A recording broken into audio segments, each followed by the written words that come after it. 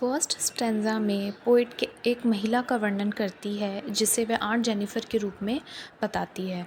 वह कहती है कि आंट जेनिफ़र कपड़े के एक टुकड़े पर कढ़ाई कर रही है जो एक टेबल क्लॉथ या दीवार पर लटका हो सकता है।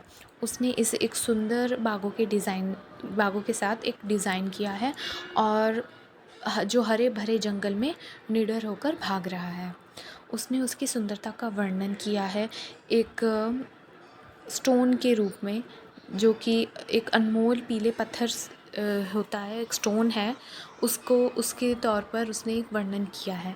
वह कहती है कि वह जंगल की हरी जो धरती है उसमें चमकीले पीले पत्थर की तरह दिखाई दे रहे हैं। वे निडर हैं और वे पुरुष की उपस्थिति से प्रभावित नहीं हैं। यहाँ पे हम जो बाघ हैं और जो आंट जेनिफ़र हैं उनके बीच का जो व्यवहार है उसके जो विपरीत उनको हम समझ सकते हैं।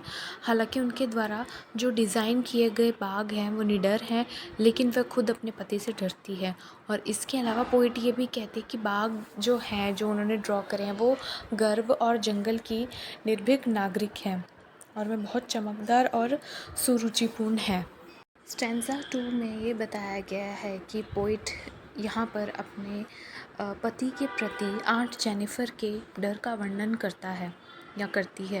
वह कहती है कि जब वह कढ़ाई कर रही होती है तो उसके पति के डर से उसकी उंगलियां कांपने लगती है।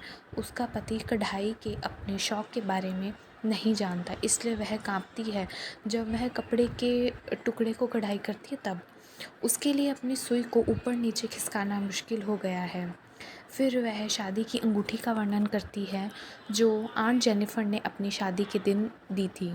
वह कहती है कि यह अंगूठी पहनना उसके लिए एक तरह का बोझ था या बोझ है और उसे अपने पति द्वारा इतना प्रताड़ित किया गया है, इतना टॉर्चर किया गया है कि शादी की अंगूठी जो उसके लिए खूबसूरत उपहार या गिफ्ट हो सकती थी, वह उसे बोझ जैसी लगने लगी है।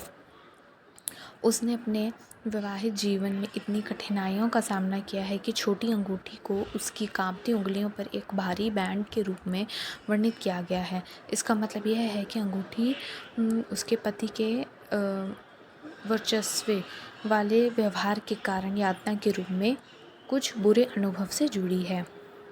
थर्ड स्टैन्ज़ा में पोएट ये कहती है कि कोई भी आसानी से बाघों के डिज़ाइन के माध्यम से स्वतंत्रता और निर्भयता के लिए जो आंट जेनिफ़र है उनकी इच्छा को समझ सकता है। और आगे वह कहती है कि आंट जेनिफ़र के लिए उनके जो जीवन काल है उसमें इंडिपेंडेंस होना या उनकी स्वतंत्रता हासिल करना बहुत ही ज़्यादा संभव नहीं है। और फिर वो आगे कहती है कि वह अपनी मृत्यु के बाद ही इसे प्राप्त कर लेगी, लेकिन यहाँ भी उसके जीवन की विडंबना यह है कि अभी भी वह अपने पति की शादी की अंगूठी के रूप में कारावास में बंद होगी। अंगूठी उन यातनाओं का एकमात्र प्रमाण थी जो उसने अपने पति से झेली थी। दूसरी ओर आंट जेनिफ़र द्वारा डिज़ाइन किए गए बाघ हैं जो हमेशा कपड़े के टुकड़ों पर गर्व और बहादुरी से कूदकर निडर जीवन जीने की इच्छा को चित्रित करते हैं।